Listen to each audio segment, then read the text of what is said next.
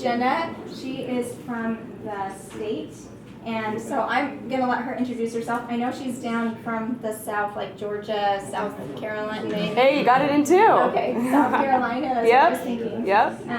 And then she's just been here for a year now. Yep, coming up on well, it's been just over a full year here in Utah. Yeah. So, yeah. Time right over here. Awesome. Well, thank you all so much for coming out and for having me tonight. This is great. I actually came and presented a very similar presentation at y'all's meeting around this time last year, and so it's really good to see some familiar faces, and even more exciting is all the new faces that I'm seeing. So I guess a brief introduction. Like Janelle said, my name is Jenna Crowder. I work for the Utah Department of Agriculture and Food Apiary Program, and I am one of the 2 statewide apiary inspectors that the department employs. So my whole job is just making sure that y'all's bees are happy and most importantly healthy.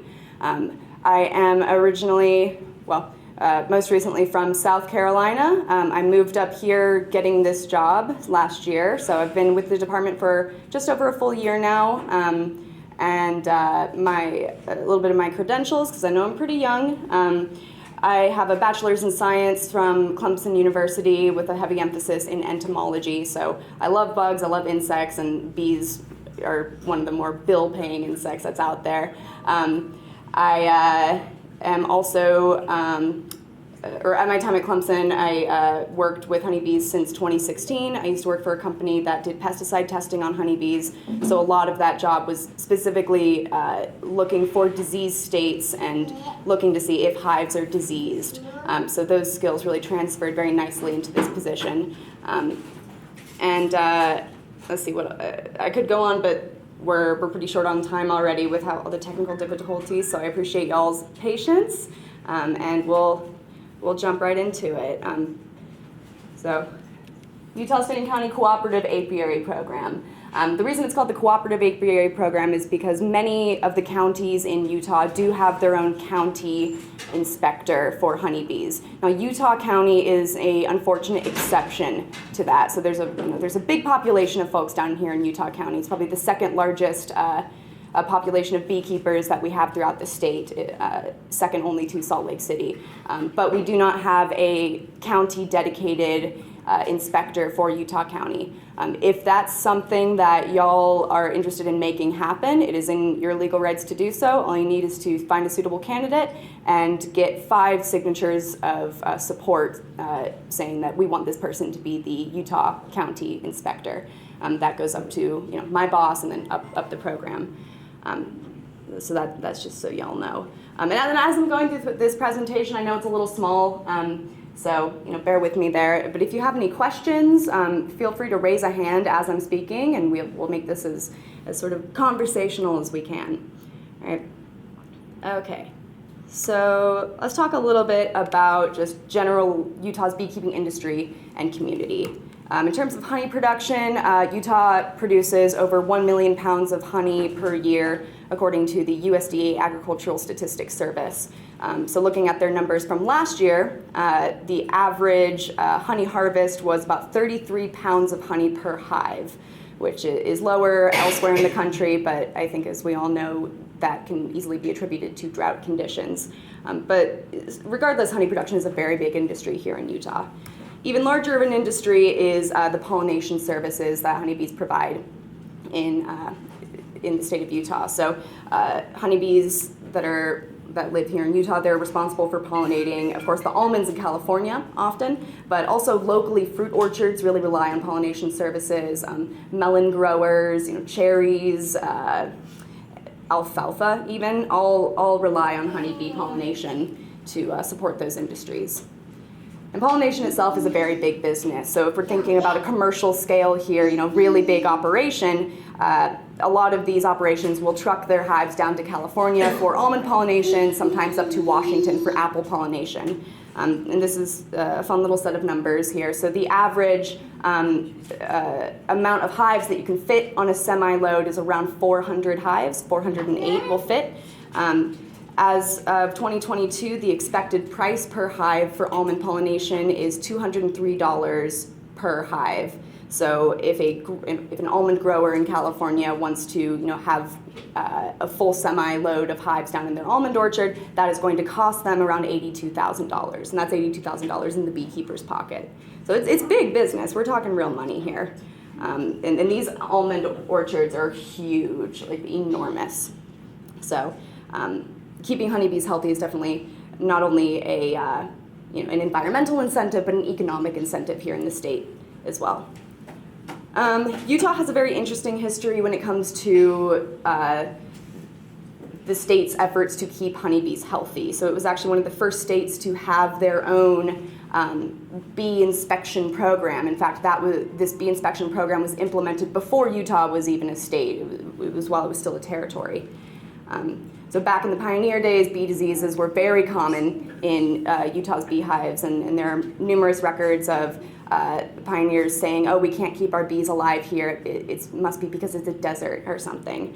So in response to this, the legislature at the time contacted Professor A.J. Cook, who was a bee expert out of Michigan at the time, and upon his recommendation, they passed the very first bee law back in the late 19th century. I believe it was 1893 off the top of my head. So our program has been around for a very long time and is still here today. Something that I actually learned today when throwing this slide on here was the very first inspector of honeybees was a man named Oliver B. Huntington. He was not only the first bee inspector of Utah, but he was also the very first president of the Utah State Beekeeping Association. So he really knew his stuff. And this guy was a powerhouse. Like he was relentless about making sure that all diseased hives that he could find were disposed of and destroyed. So in his first year of being an inspector, he inspected almost 4,000 hives and ended up destroying 247 of those that were sick. And fun fact, in 1896, he earned about $60 in compensation, which in today's money is roughly $2,000, which, I mean, for inspecting 3,875 hives, that is a pittance. He definitely earned more than that. But his whole ethos of being relentless about maintaining honeybee health is something that we still try to keep alive in our program today. So most of what we do here at the apiary program is inspections, testing services, and health certifications. So by inspections, what I mean is house calls, right? So if you are a new beekeeper, how many new first-year beekeepers do we have in the room today? All right, that's about half the room. Awesome. So I'm really excited because a lot of this stuff I'm going to be talking about today, for the more experienced beekeepers, it'll be like, oh yeah, I know about that. I know about mites. I know about foul brood. So it's good to actually have some folks in the audience who are able to learn a couple things. Like I said, house calls, if you're a new beekeeper and maybe you want some help learning how to do a mite test, or you think that something's going wrong with the hive, you can call the program. My phone number will be at the end here, and it's also available on the UW Apiary Program website. And myself or the other state inspector, Joey Caputo, we'd come down to wherever your hives are and go through them together and talk through what you're seeing and what may be going wrong with the hive. We also offer laboratory testing services for both European and American foul brood. In case you're not familiar with those terms, those are bacterial diseases that are very rare in the grand scheme, but can absolutely decimate a colony if left unchecked. So we do offer genetic testing for those diseases. We also offer testing for nosema, which you need a microscope to be able to test it. And we also offer in-lab testing for varroa mites and those types of things, and tracheal mites as well. And then for apiary certifications, that's really for if you are crossing state lines with your beehives and you need to get a formal piece of paper from the state that says, hey, my beehives they've been inspected and they're healthy. That's what the apiary certification is for. All right, so in 2021, we had, this many registered beekeepers. I don't have that number off the top of my head, but you can see that most of those beekeepers are concentrated in the Salt Lake Valley, and then also, like I said, in Utah County is going to be the second largest population of registered beekeepers. Registration is legally required by the state, so it's very, very well enumerated in the bee law that registration is required, and for folks who have less than 20 colonies, that's $10 a year. For 21 to 100 colonies, so maybe sideliner operation, you're talking $25 a year, and then over 100 colonies is $50 a year, and that's really for the large commercial scale folks.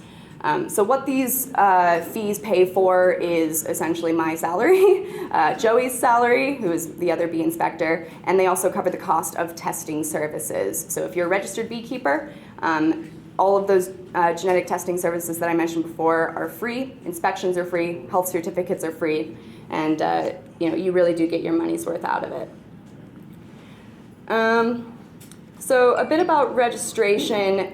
In the past, we had a paper registration system, which we still can do if anybody needs to register today. I've got the forms to do that. But we actually have an online registration system that you can access by going to our program website and then clicking on online services, and that will take you to a page that has instructions for being a bee registering. Have you heard of any issues with that? I tried to do it the other day, and I couldn't get past I had to put in a location. She had to walk me through mine. But there's no way Yeah. I could drop down. I was like, oh, well, where do I go? I mean, I looked all over to see the drop down, but it wouldn't, nothing would drop down like a location It's a or, little I can't tricky. remember what. It is a little tricky. I'm not a huge fan of the way the registration page itself is designed.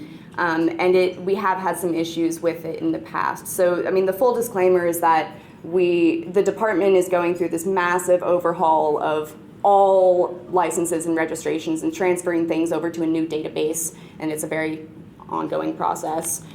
So if you have had any problems with registering, I mean, my honest advice is let's just go back to the pen and paper method. Like, that still works.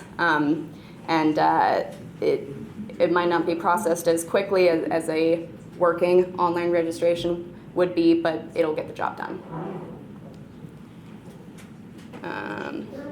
Oh yeah, and right down here also on the website, there's a link that says click here to register as a beekeeper, and that will give the instructions as well, which can be a little convoluted.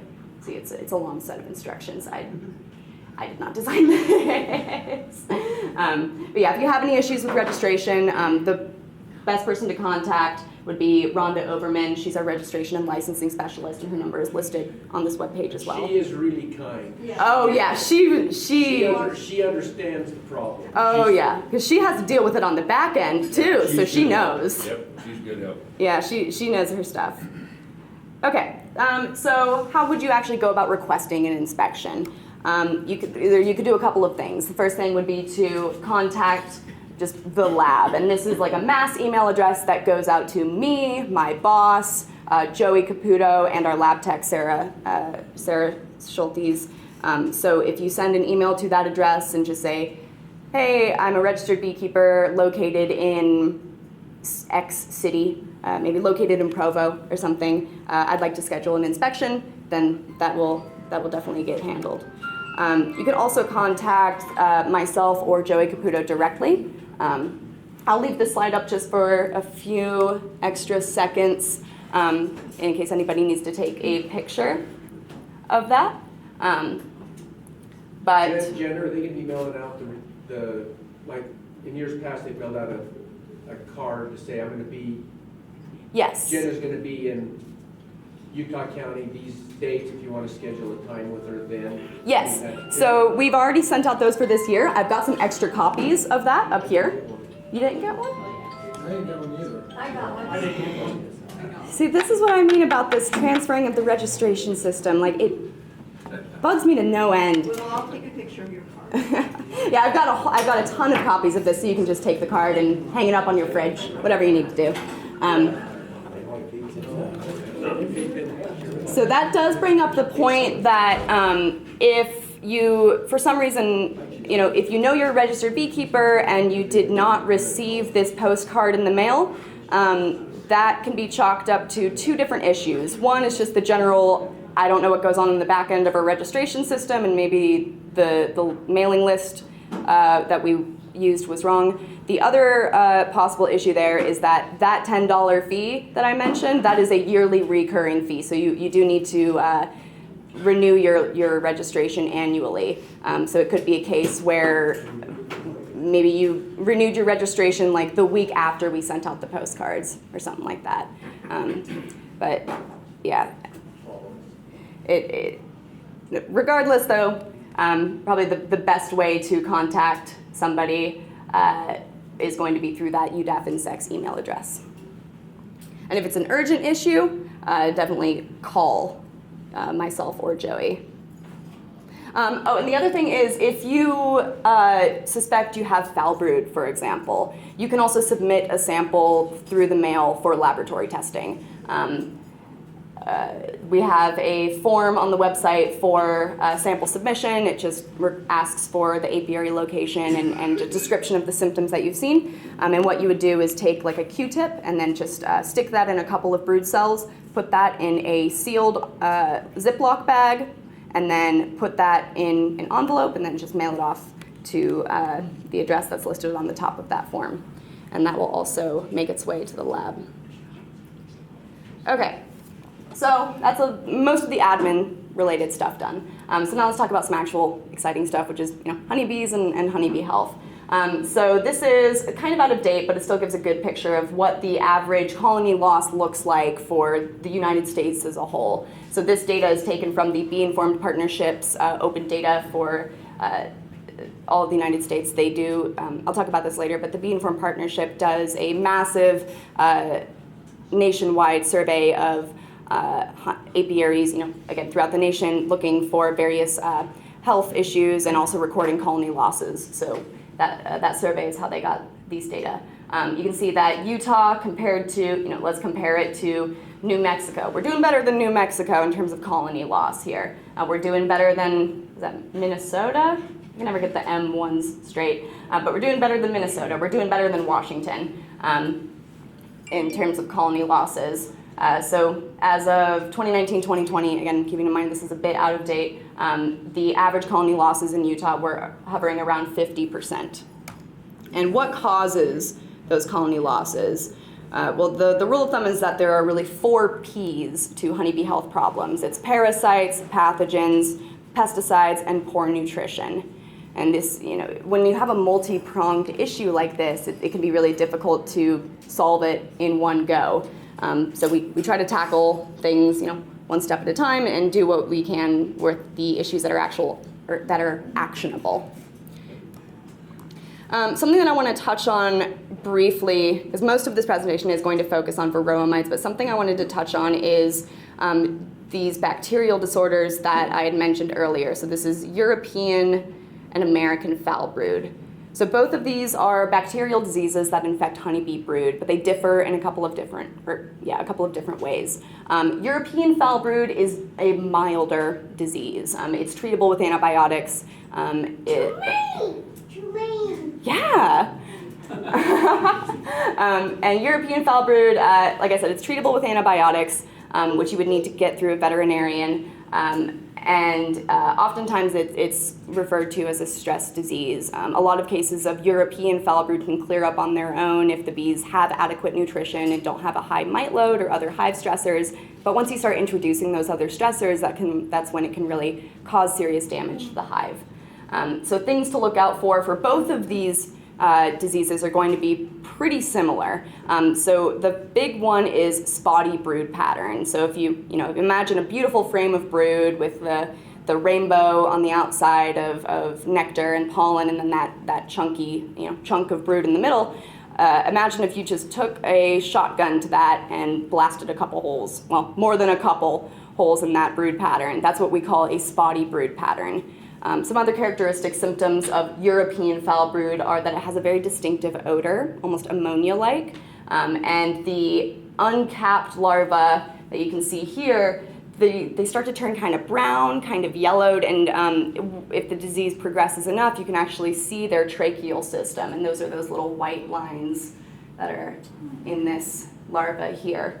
When the larva dies of European foul brood, it will dry up and shrivel and turn into this like rubbery scale that sits on the bottom of the cell. And that's how we can, in the field, diagnose European foul brood. Now the tricky thing is that American foul brood is a really nasty one. That's the one that we really highly regulate here in the state. In most cases, if a hive has American foul brood, we do actually put down the hive and treat the equipment as if it was human medical waste.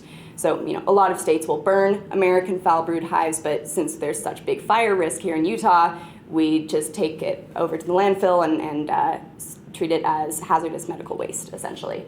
The symptoms of American foul brood are very visually similar to the symptoms of European foul brood. So that spotty brood pattern is a really big one. One key difference is that American foul brood will infect capped larvae, those older larvae. So that will look like the cappings, they turn dark, they sort of sink in, and they're not like that nice, healthy, freshly baked bread dome shape. They'll sink in on themselves. Sometimes there are perforations in the cappings, and it has a different but also distinct odor that's more sulfurous. I've heard it described as chicken house smell. And a big key character that you can actually test for yourself if you're concerned about American foul brood is what's called the rope test. So right here where it says roping is greater than 2 centimeters, what that means is if you have a frame of brood, you get yourself a toothpick, and you see a brood cell that maybe it's starting to look a little sunken, discolored, something's wrong with it, you stick that toothpick into the brood cell, swirl it around, and then slowly pull out the toothpick. If it is American foul brood, there will be a rope of goop, essentially, which is actually the bacteria themselves forming this rope, a rope that stretches from the cell to the toothpick. And so if you see roping like that, that's a pretty key sign that you might have American foul brood. Also, that dead larva, once it dies and dries up, it forms a scale on the bottom of the cell, but instead of being rubbery and soft, it's a very hard, brittle scale, and sometimes you'll see this, what's called the larval tongue, sticking out right there. One other fun thing that you can do is if you suspect you have an American foul brood problem and you see these scales on the bottom of the cell, maybe you're not sure if it's caused by European foul brood or American foul brood. American foul brood spores will actually glow under UV light. So something that we have in our inspection kits is just these little handheld UV flashlights that we will shine in the bottoms of cells to see if they will glow, and they glow sort of like a pale greenish blue. Keep in mind that also some pollen will fluoresce under UV light as well. So regardless, if you suspect that you have foul brood, definitely utilize the testing services that we offer. The reason we have them is to clear up all of this ambiguity here.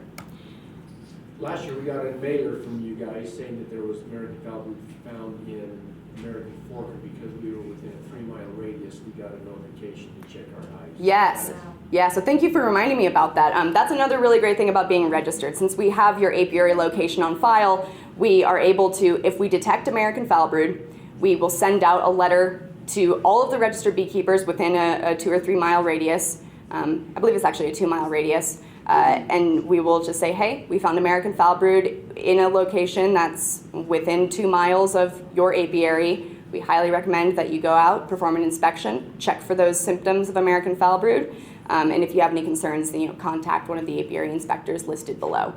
So that's another really good perk of being registered with the state, is you get those real-time notifications and have the ability to check on your hives before something becomes an unfixable problem. So here we see sort of that characteristic spotty brood pattern of American foul brood. So you can see that not only are there these holes in cells that don't have brood in them, we also have these dark sunken cappings and the perforations in those cappings. And then here we can also see that rope of bacterial matter. So like I said, with American foul brood, in almost all cases we do recommend well, not recommend, but we do actually put down and destroy the hive. Flames and fire because it's dramatic and looks good on a presentation, but again, realistically, we take it to the landfill and undergo certified deep burial.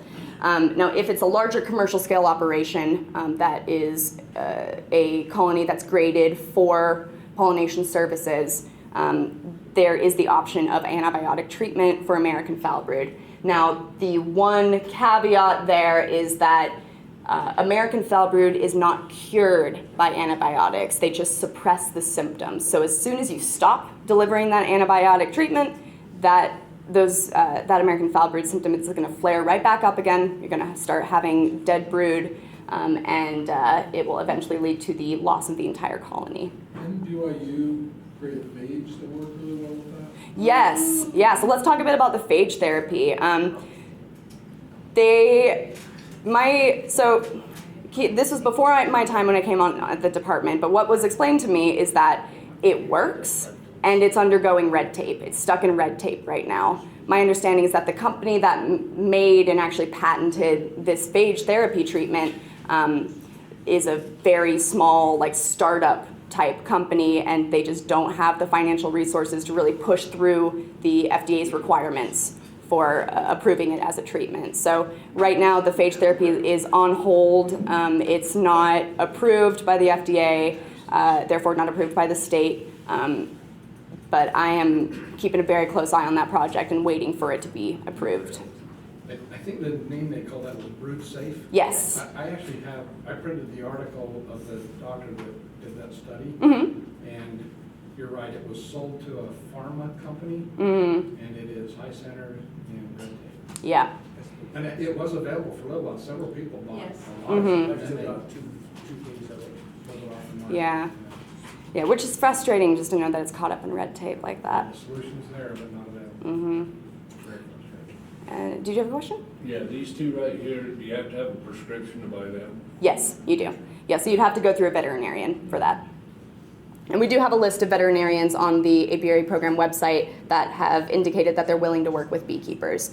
I'll go ahead and warn you now that it kind of depends on the day that you call, it seems, if they will actually work with beekeepers on that, but that's something that I'm continuously trying to improve. But yes, you would need to go through a veterinarian to get a prescription for that. Okay, now on the topic of honeybee diseases, one other disease that we see very commonly, well, not very commonly, but a non-zero amount is what's called chalk brood. Now, chalk brood is a fungal disorder. Here's a little scanning electron microscope of the actual fungus itself. And this is a fungal disease that kills honeybee brood. And one characteristic of this disease is you'll see these little chalk brood mummies outside of the front of your hive. I've actually got some in a vial here if you're curious to take a look at the end here. They taste very good. You don't want to eat them. They don't taste good. May I ask how you know? I don't know, but I've heard that they don't taste good. Why would you eat that? So chalk brood mummies, not chalk brood yummies, right?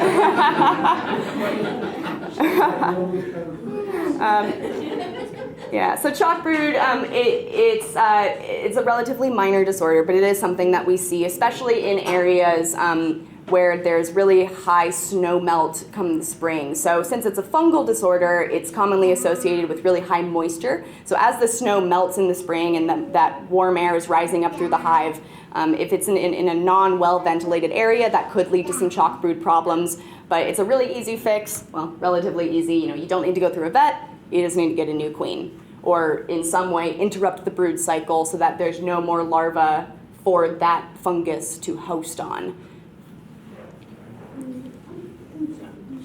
All right, so now we're gonna really get into the meat of this presentation, which is varroa mites. So let's see, who here has not heard of varroa mites? All right, so I think we're all on the same page. These are nasty little guys. So the varroa mite is a mite, it's a mite. It lives in honeybee colonies and it reproduces inside of the brood cells during the larval development. If you were to take a varroa mite, which I also have a vial of varroa mites, they're really tiny, maybe 2 millimeters. long. And if you were to take a varroa mite and scale it up to if a bee was the size of a human, the varroa mite would be about this big. So if you compare, the body size of a bee to the body size of a varroa mite, it's a very large parasite. These parasites feed on honeybee blood and honeybee fat. They actually are they haven't been around in the US forever. So varroa mites actually were introduced to the United States back in the 1980s. They originally came from the Asiatic honeybee in Japan. And since their introduction to the US in the 80s, it's just been a constant fight to deal with the mites. And you might hear some of the older beekeepers speaking fondly of beekeeping before varroa. Was anybody here beekeeping before varroa?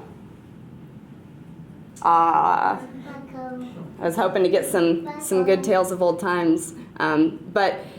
So if you're going to worry about one thing as a beekeeper, especially as a new beekeeper, I've talked here today about some things that are very worrisome, but really if you're going to worry about one thing, it's going to be varroa mites.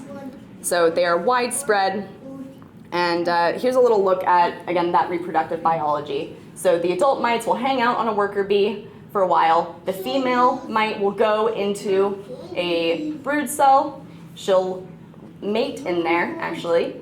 She'll lay, for some reason they always lay 4 eggs. I don't know why that is, but they always lay 4 eggs. Those 4 eggs will develop into mature varroa mites, and then they will emerge with the bee, and that leads to this exponential growth of varroa mite population over time if left unchecked. Because you can see how 1 female and 1 male can easily lead to 3 females and 1 male, and then it's 12 females and 1 male. Why do they prefer drone cells versus a worker bee cell? 2 reasons. One is that the drones actually take a couple extra days to mature.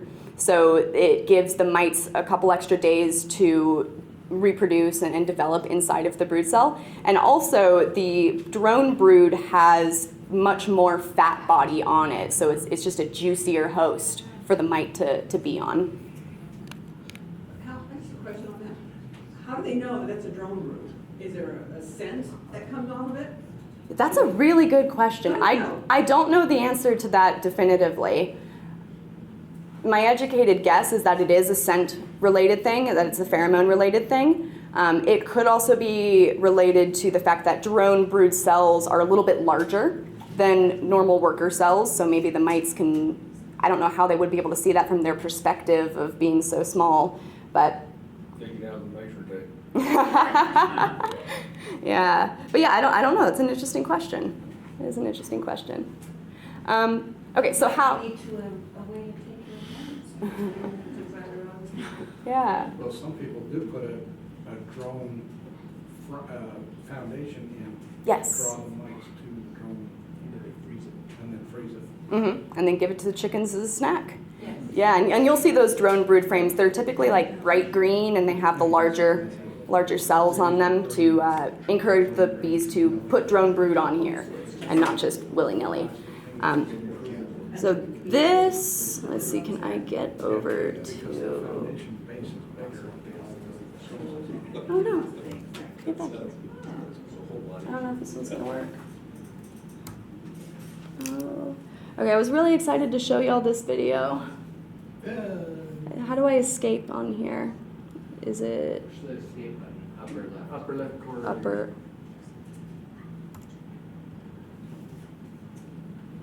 It's a Mac, so it doesn't have, oh, it's got one of those fancy.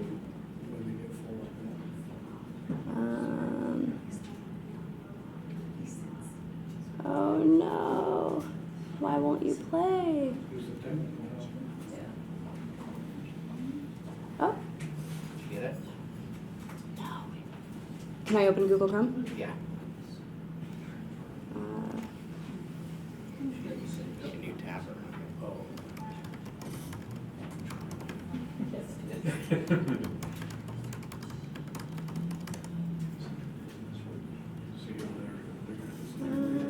Nope, that's the paper that this came from.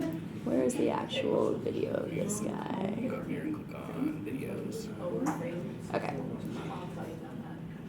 There we go. Okay, so one question that I get often is how do the mites actually get from hive to hive?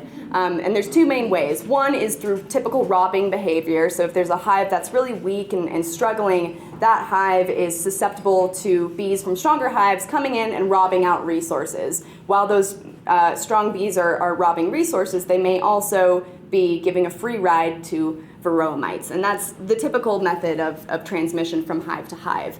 But in 2016, there was a paper published that demonstrated not only are these, well, let's actually bring this up on YouTube. Not only can these mites go by in hive, like jumping on a bee in the hive, but they can actually hang out on a flower, and it's quick, so you might miss it. You see, we got the mite here, and a forager lands on this flower. It's doing its thing.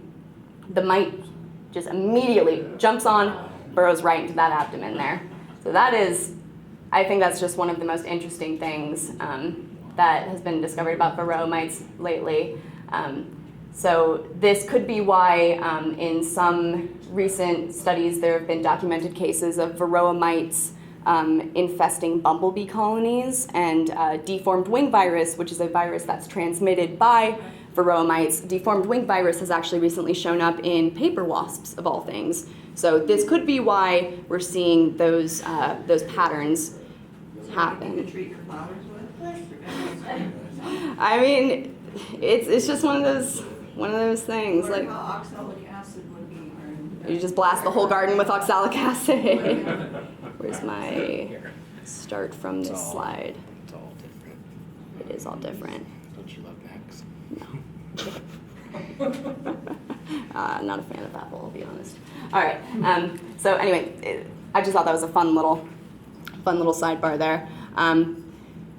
So that's how varroa mites can go from colony to colony, and that's why they're so widespread as well. Here in Utah, we see, this is data from, I believe, 2019, but this is a really good representation of the varroa mite population over time throughout an average year. So varroa mites, their whole reproductive cycle is actually synced up to the growth phase of a hive. So through the summer months, varroa mites, they increase a little bit, but then they remain pretty steady. And then once you get into those later fall months, August, September, October, the mite populations will start to increase. So if you're, if you only are going to treat once for mites, it's best to do it in the fall and make sure that the hive is mite-free before going into winter. An overabundance of mites can actually lead to a condition called parasitic mite syndrome, which is characterized by high mite loads, but also high virus loads as a result of those mites. So again, during their adult stage, which is technically called the phoretic stage, the mites are feeding on the bees, they're feeding on the blood and the fat body of the bee, and again, they also are reducing the immune system or compromising the immune system of the honeybee and making it more susceptible to viruses. And that can result in a condition that looks very visually similar to a foul brood called parasitic mite syndrome. So similar to foul brood, you'll see this sort of shotgun, spotty brood pattern. But one key difference that will help you distinguish between these two disease states is that with parasitic mite syndrome, any dead larvae that you're seeing, they've like melted down, and that's because the mite is feeding on the fat and the blood of that larva. You'll also often see that the heads of the pupa have been chewed off, and that is because the bees are just trying to regain a little bit of protein there. And you'll also notice that the capped brood here, it's nice and round and convex, convex. It hasn't sunken in any, and there would be no roping if you were to do a rope test on this.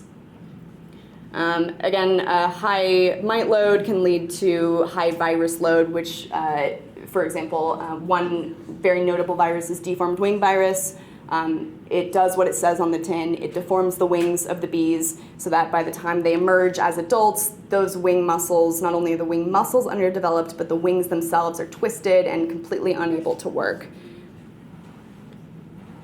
So one thing to one thing to be sort of on the lookout for if you're buying new bees or something is to look out for the keyword Varroa sensitive hygiene. So this is a behavioral trait that some lineages of honeybees have been bred to have, where they are actually able to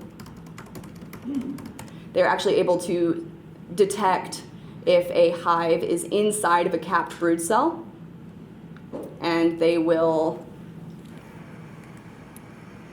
chew open the brood cell slowly. You know, they got little mandibles, it takes a while. But they'll actually chew open that brood cell. You'll see these little punctures right there. And then they'll actually pull out the larva, again, removing its head and regaining a little bit of protein there.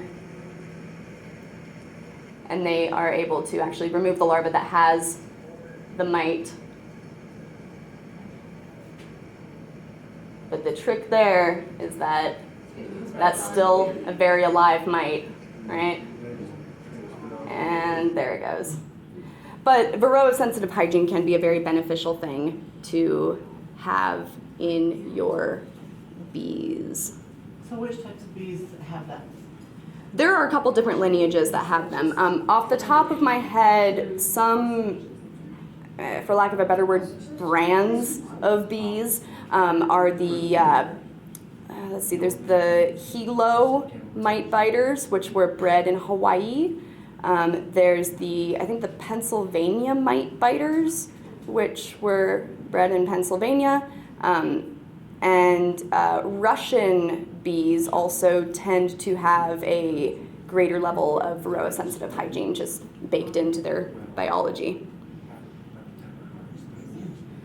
Okay, so with mite control, the big key thing to do is consistent monitoring for Varroa mites. So that, measure, treat, repeat. Often one treatment is not going to be enough to suppress a mite infestation, especially if it's a very high mite load. But the measuring of Varroa mites is pretty simple, actually. So all you need is a mason jar with a little, I got like a screen in here, and I actually have like a whole bunch of these that have that screen stapled onto it. So what you would do is you're looking for a frame of brood that has either a lot of drones or a lot of nurse bees on it. Remembering that the mites emerge with that newly adult bee. If you have a nurse bee, which is a very freshly emerged bee, that's where the mite is most likely to be.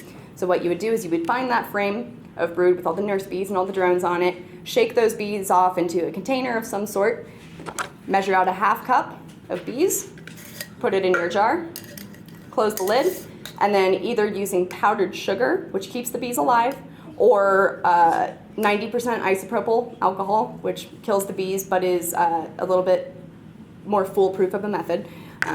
You fill the jar with either your powdered sugar or your alcohol up to about the level of wherever the bees are.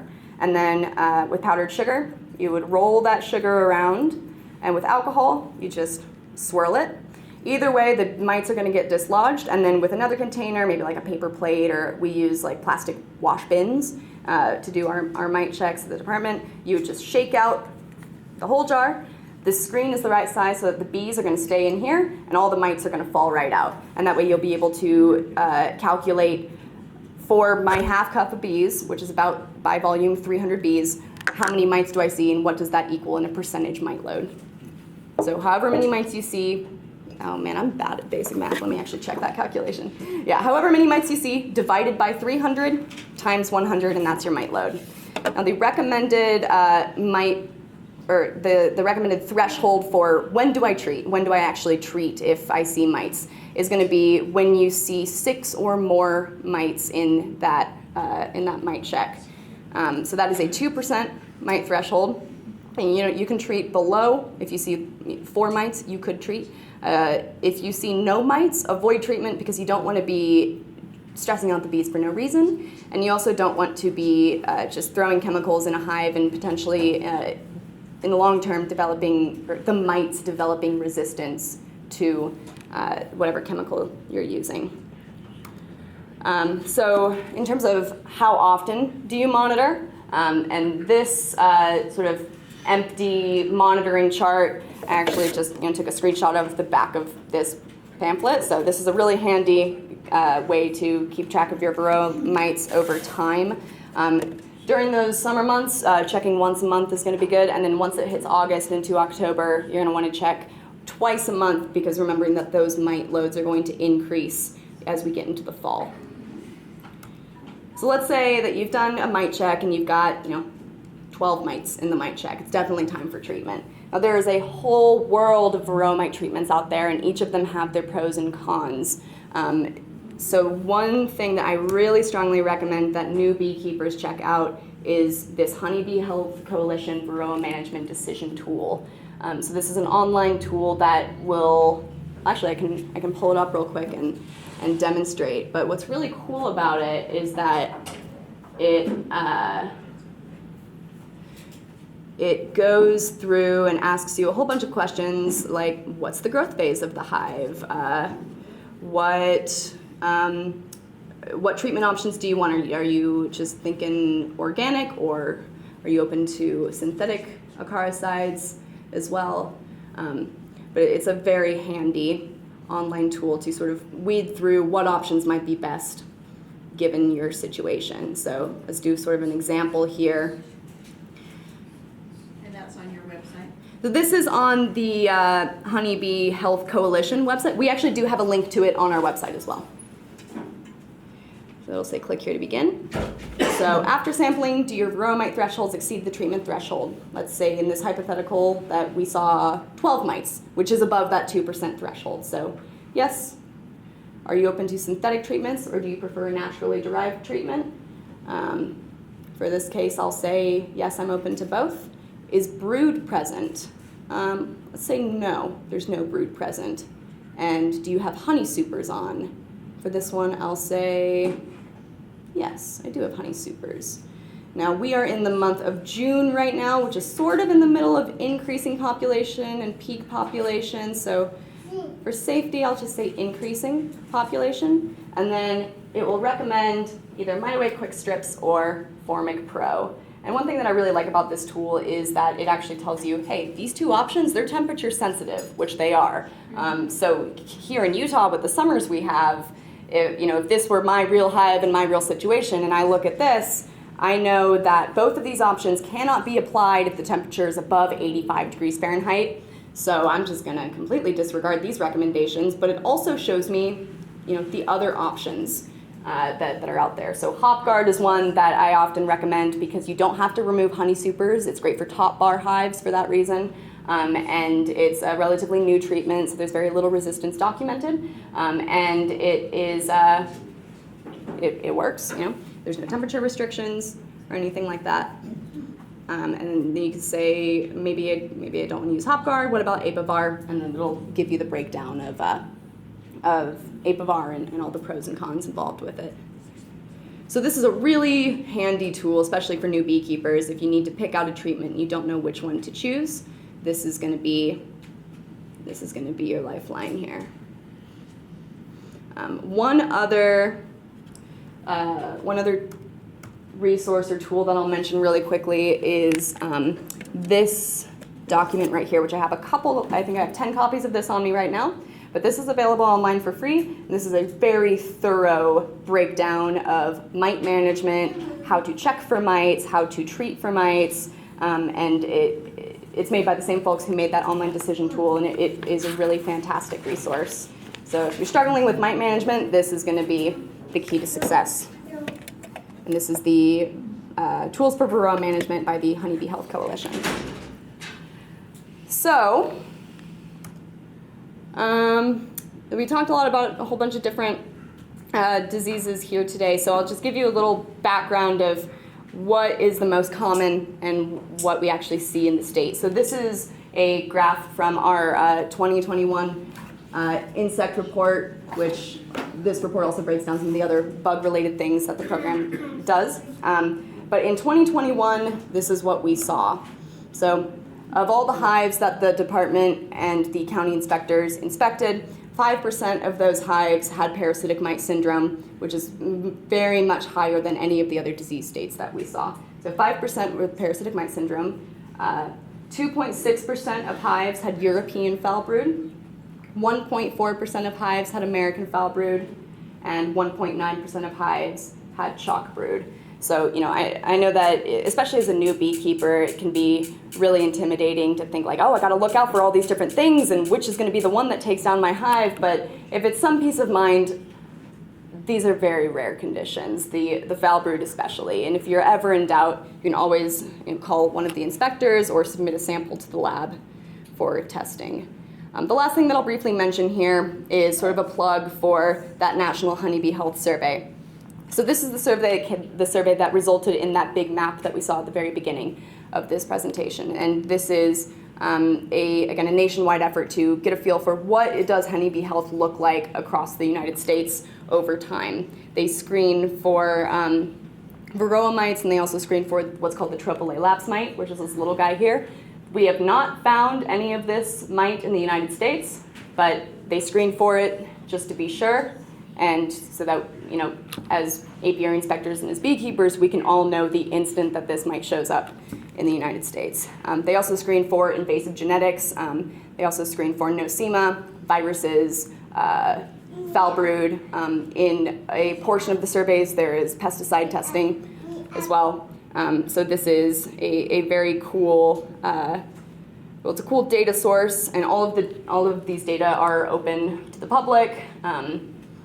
And you can peruse this website if you're curious of what's going on with honeybee health in Utah, or maybe what's going on in Arkansas or Arizona. You can break down all the results by state and take a look there. So if you, the reason I mention it is because we are always looking for more participants. And the brutal truth is that we've really been struggling to find participants last year and this year. If you have more than 8 hives in a single apiary, please let me know and let me sample for the National Honeybee Health Survey, because we're always looking for more folks to get involved here. At the end of the survey, what it would look like is I would come out, we would go through 8 randomly selected hives in the apiary, take samples of bees, take samples of larvae, and all of those samples get shipped off to a lab in Beltsville, Maryland. It's actually the USDA federal level honeybee lab. That's where all the testing is done. And then at the very end, really at the very end of the summer, at the end of the year, what you do get is a really awesome report of what showed up in your hives, and they will put your results in context with the nation and with the state. So, what do nosema levels look like in your hive? And it'll show you you're in the 10th percentile or the 90th percentile. So it's a really cool way to contribute to overall science and knowledge about honeybee health in the United States. And it's also a really cool way to get some really intimate details about what's going on in your apiary specifically. And with that plug, I will say thank you. I will leave the contact information up, and I will turn the time over. Hey, perfect timing. PowerPoint crashed. Awesome. All right, let me see if I can pull up that contact information slide one last time. Well, thank you, Jenna. That was amazing. And like she said, right, a lot of us are new beekeepers. Don't be too scared, but be realistic about varroa mite and really take care of that. If not for your own hive, for everyone else around you that's trying to do their best with theirs too. Does anyone have any questions for Jenna? You have to help me with this. Dealing with the treatments. I'm brand new, so I'm referring to my neighbor here. Mm-hmm. But is there recommendations on, I know that you gave us guidelines with the management decision tool. Mm-hmm. But is there something from you that would say that what they have found recently that has been validated as maybe the ideal treatment for us here in Utah for the varroa?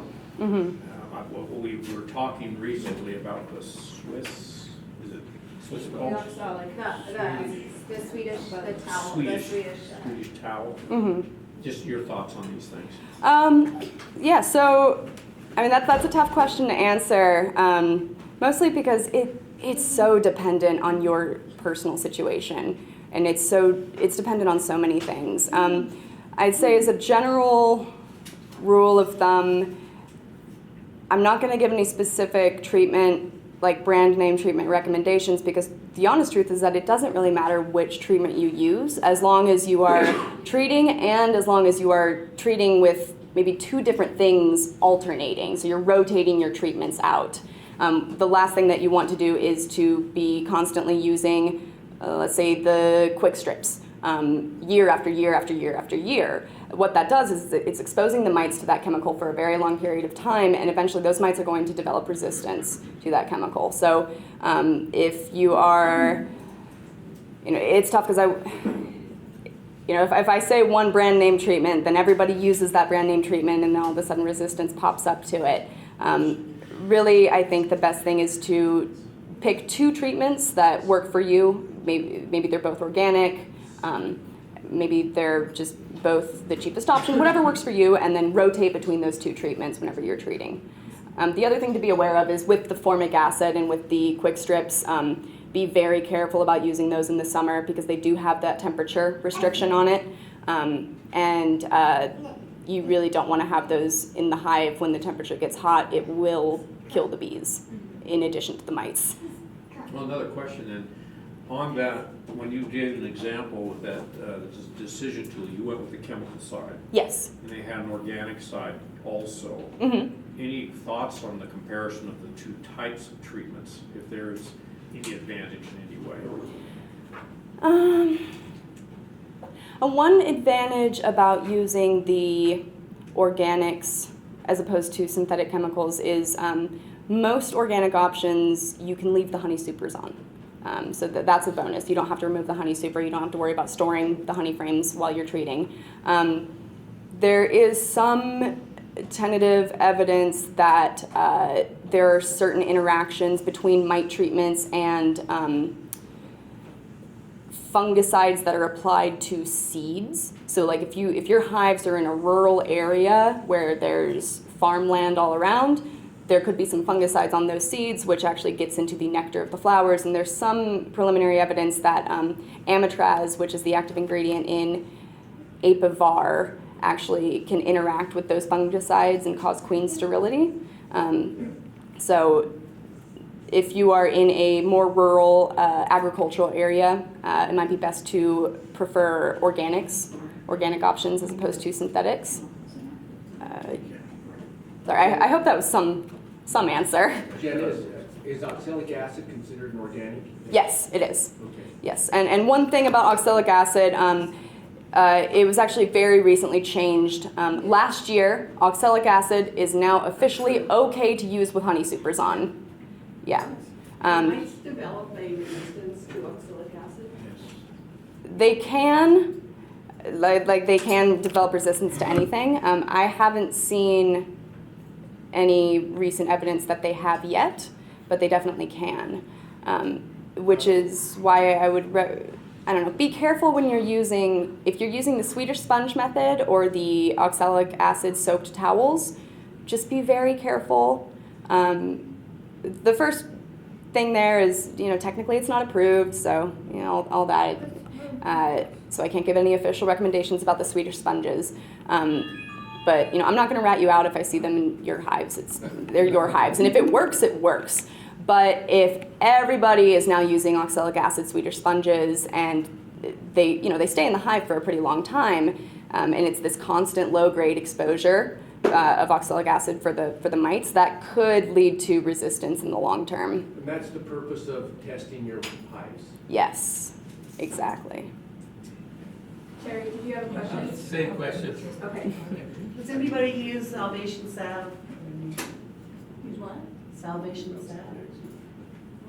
I haven't heard of that. What's that? Homer, Yeah. He went to a conference, I thought it was one of the national ones, and the beekeeper told everybody that if he only used one treatment, it's not for varroa mites necessarily, but he says, I always use that. And it does take care of tracheal mites if they ever get it, but he says that he would use this professional, he would use that. You do it February, March, and April, or 3 months, and then you do your honey supers, and then you do September, October, and November. Oh, so like the broodless It's periods. like a grease. Interesting. I'll have to look into that. I haven't heard that brand name or that name before. What was it called? Salvation salve. It's a grease patty, I think is the other word. The tea tree oil and that, all that stuff in there, Yeah. It's just got a bunch of essential oils in it, it's grease patty, and they get it on them, and it smells really good. Well, it probably smells better than the formic acid stuff. Yeah. Man. You don't get worse than the formic acid. Yeah, no kidding. Okay. All right. Well, thank you so A lot of much. that information, I got a lot of inspiration from the scientific beekeeping. That is a Mm-hmm. great site. He's a biologist and a beekeeper. Mhm. And he's actually sponsored to do trials, field trials in California. Yeah, I follow Randy Oliver's stuff, and I really like his methodologies. It kind of bugs me that he doesn't really publish things in journals too much, Yeah. it seems. But it is faster to put it on a blog. I'll say that much.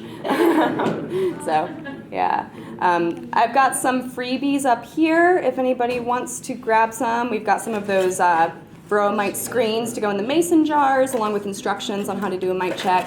We've got information about how to recognize foul brood, and also a copy of the Utah County Beekeeping Inspection Calendar, which will have Joey and my dates of availability. One thing about the inspection calendar is this is really just guidelines. There's not really a hard and fast rule that we have to adhere to this. Sometimes the weather acts up, and if you are very concerned about your hives, the magic keywords to get an inspector out as soon as possible is, I think I have foul brood, and that will get us out typically within the week. Yeah. Yeah, thank you so much for having me. Thank you for coming, Jen.